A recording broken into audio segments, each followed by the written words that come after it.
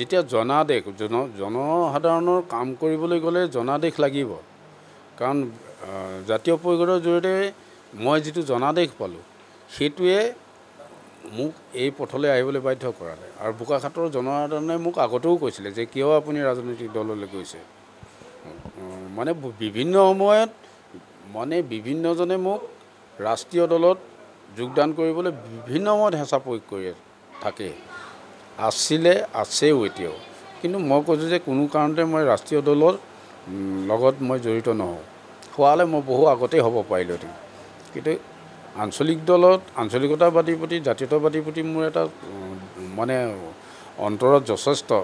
মানে দুৰ্বলতা আছে আৰু সদায় মই জাতীয়তাবাদী চিন্তাধাৰাৰে কাম কৰোঁ গতিকে সেইটো কাৰণে আচলতে মই জাতীয় পৰিষদলৈ গৈছিলোঁ কিন্তু জাতীয় পৰিষদলৈ গৈ প্ৰথম যিটো পঞ্চায়ত নিৰ্বাচন এই নিৰ্বাচনত মানে জনাদেশ নাপায় জনসাধাৰণে এইটো প্ৰমাণ কৰিলে কিন্তু এইটো মই যেতিয়া পঞ্চায়ত নিৰ্বাচনৰ প্ৰাৰ্থী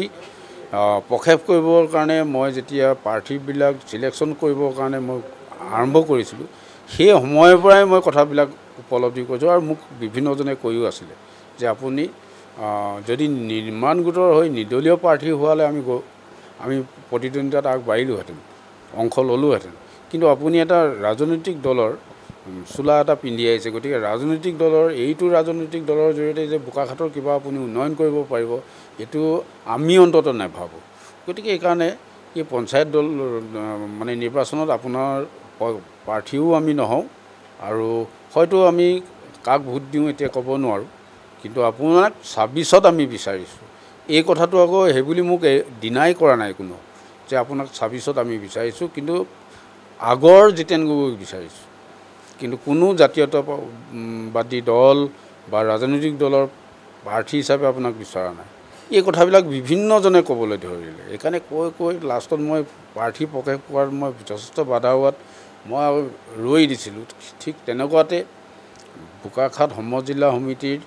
এখন শক্তিশালী মই সমিতিও জাতীয় পৰিষদক কৰি দিছিলোঁ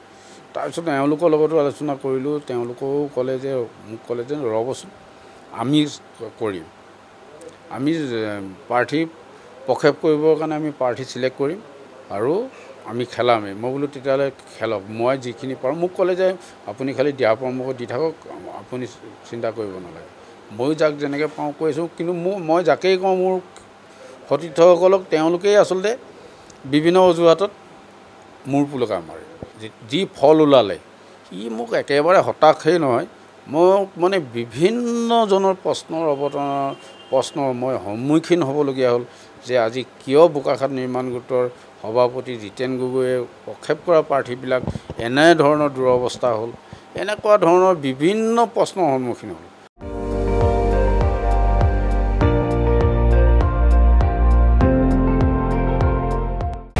আপুনি চাই আছে ND24 সৰ্বশ্ৰেষ্ঠ নহয় সৰ্বোত্তমৰ দৌৰত